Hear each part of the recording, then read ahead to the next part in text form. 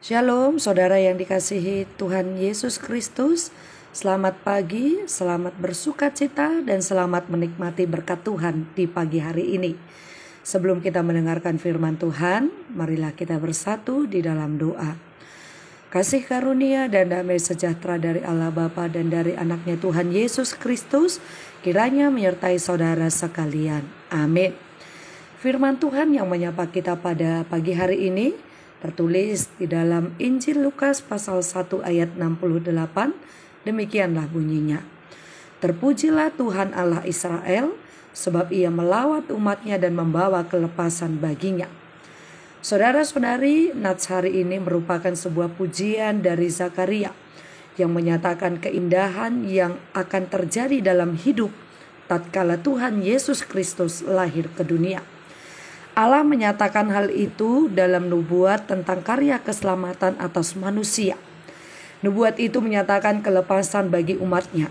Tanduk kelepasan yaitu tanduk keselamatan. Terlepas dari musuh-musuh. Turunnya rahmatnya dapat beribadah dengan tanpa rasa takut dalam kekudusan dan kebenaran seumur hidup.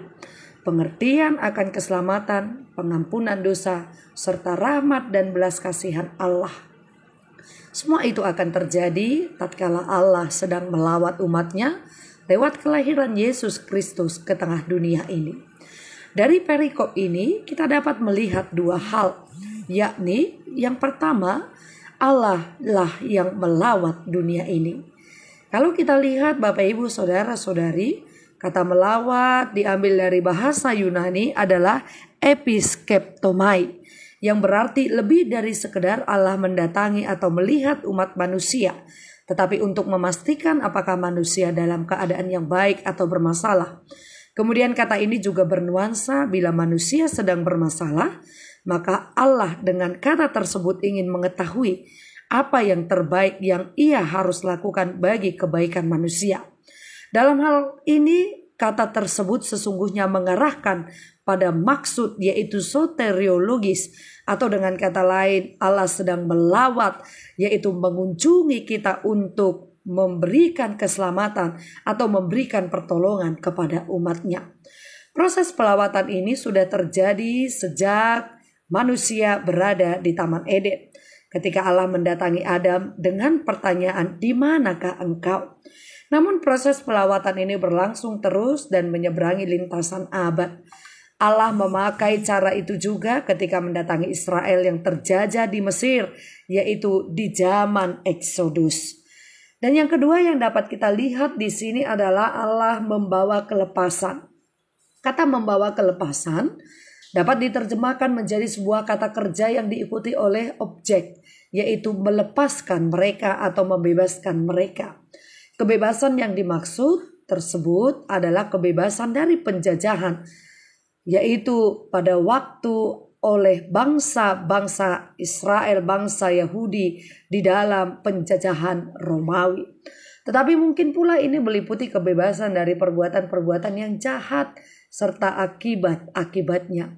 Bagian ini selanjutnya dihubungkan dengan kata-kata ia menumbuhkan sebuah tanduk keselamatan bagi yang adalah sebuah kiasan yang sering dipergunakan di dalam perjanjian lama. Tanduk yang dimaksud di sini ialah tanduk binatang yang kuat, misalnya seperti sapi yang melambangkan kekuatan dan keperkasaan. Kalau di dalam bahasa Yunaninya, bahasa sasaran untuk tanduk tidak dikenal sebagai lambang kekuatan. Maka lebih baik diterjemahkan artinya di dalam Alkitab bahasa Indonesia masa kini, yaitu penyelamat yang perkasa. Dan juga bagi manusia modern tentunya tidak berarti secara khusus bagi orang Israel saja. Mereka adalah manusia yang juga tetap diberikan kelepasan oleh Tuhan. Bapak, Ibu, Saudara-saudari, dari sini kita dapat melihat bahwa marilah kita sebagai umat Tuhan tetap untuk bersorak-sorai, sebab tiba waktunya kita akan menyambut dan memestakan hari kelahiran Tuhan di dunia ini pada tanggal 25 Desember yang akan mendatang. Kita patut untuk bersuka cita. Kita patut untuk menerima berita kesukaan ini. Sebab Allah datang ke tengah dunia ini untuk melepaskan dan membebaskan kita dari belenggu dosa. Oleh sebab itu, marilah kita tanggalkan segala beban pergumulan kita kepadanya. Dan biarlah hanya Tuhan saja yang melawat dan membebaskan kita dari segala belenggu dosa dan pergumulan di hidup kita. Amin, kita berdoa. Terima kasih Tuhan untuk segala kasih setiamu yang boleh kami rasakan.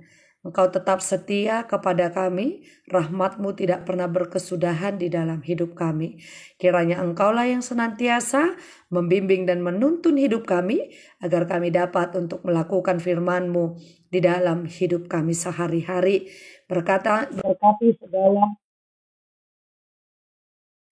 Berkati segala aktivitas dan pekerjaan umat-Mu dimanapun mereka berada, sehingga mereka dapat tetap senantiasa di dalam penyertaan Tuhan.